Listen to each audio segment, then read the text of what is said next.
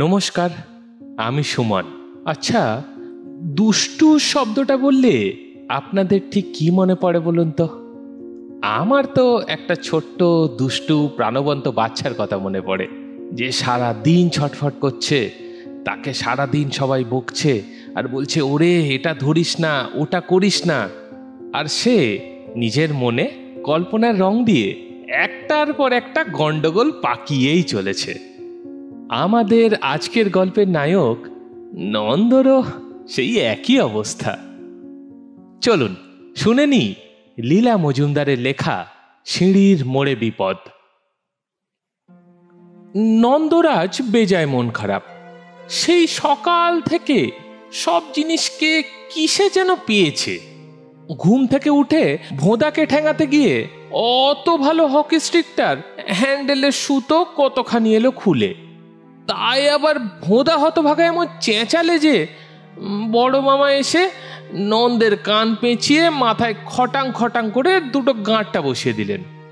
তারপর সেই দেয়ালে কাজল কালি দিয়ে কুকুর তাড়া করছে মোটা লোকটার ছবি আঁকবার জন্য বাবা মন্টুর সঙ্গে সেই চমৎকার জায়গায় মজার জিনিসটা দেখতে যাওয়া বন্ধ করে দিলেন।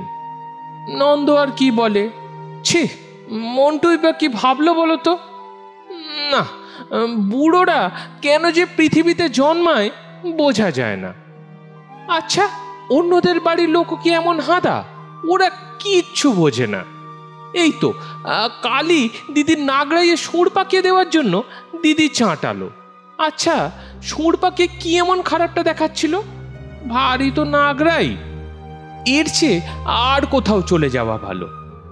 ইজিপ্টে, যেখানে নীল নদীর ধারে ফ্লেমিঙ্গো পাখিরা মাছ ধরে খায় আর মস্ত মস্ত কুমির বালির উপর শুয়ে রোদ পোহায়।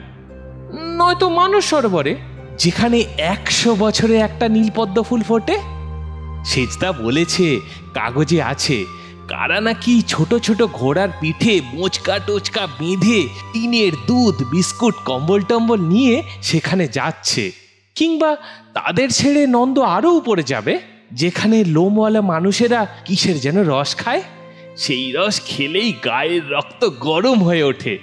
কিংবা যাওয়ার তো কত জায়গা আছে। এই খিদিরপুরের ডকেই যদি কাজ নেয়, কে খুঁজে পাবে?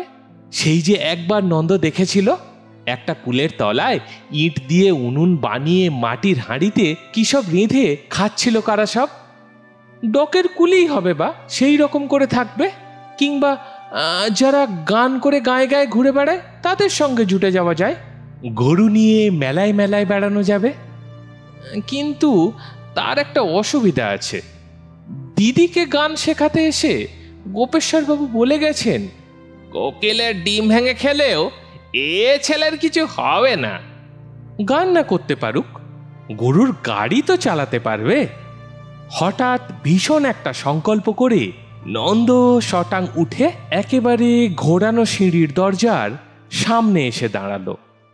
মা বলেছেন, খবরদার, ও দরজা খুলবি নি, বিপদে পড়বি।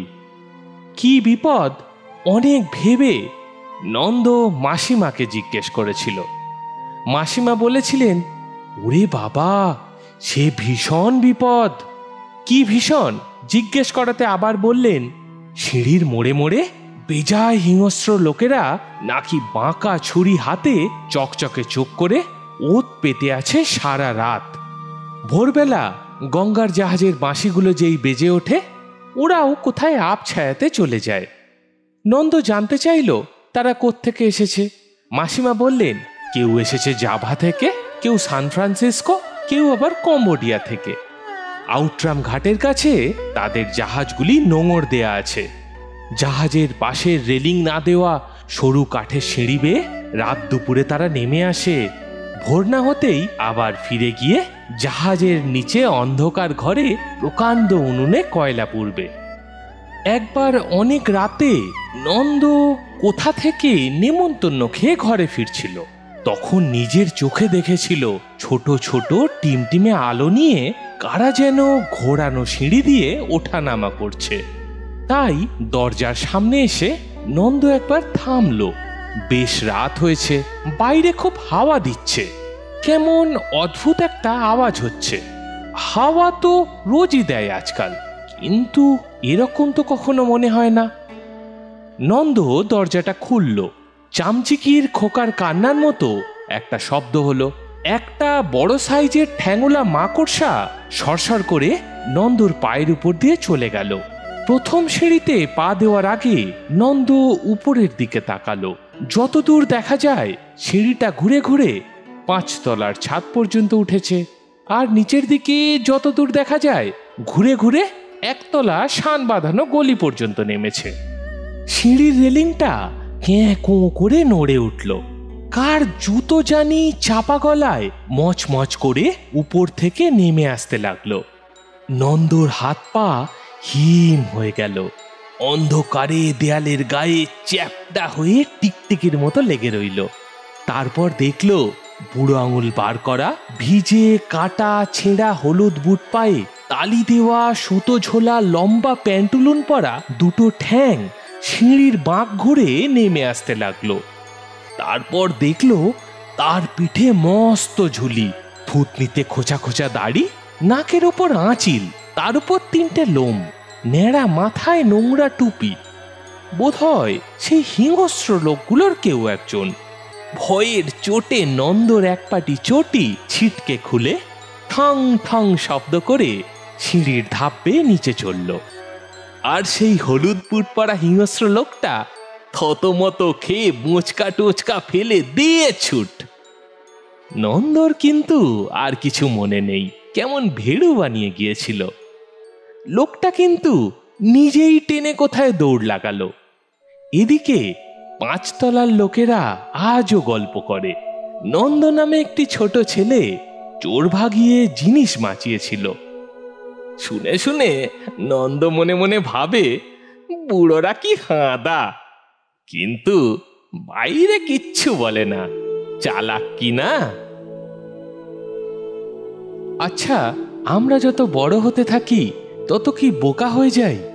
মাস মাইনের চাকরি, বাজারের ফর্দ, ইএমআই, এইসব কি আমাদের থেকে সহজ কথাটাকে সহজভাবে বলা বা সহজ জিনিসকে সহজভাবে বোঝার ক্ষমতাটা কেড়ে নেয়? সেই ছোটবেলার অনুসন্ধিৎস মনটা কি কোথাও হারিয়ে যায়, নাকি আমরা বড়রা গতানুগতিকতার ছাঁচে বাঁধার চেষ্টায় তাদের মেরে ফেলি? আপনাদের কি মত একটু কমেন্টে লিখুন না, আপনাদের মতামতটাও আমি শুনি। আচ্ছা, আজ এখানেই বিদায় নিচ্ছি তাহলে। খুব ভালো থাকবেন। আর হ্যাঁ, পারলে বাড়ির খুদেদের মনগুলোর একটু যত্ন নেবেন। নমস্কার।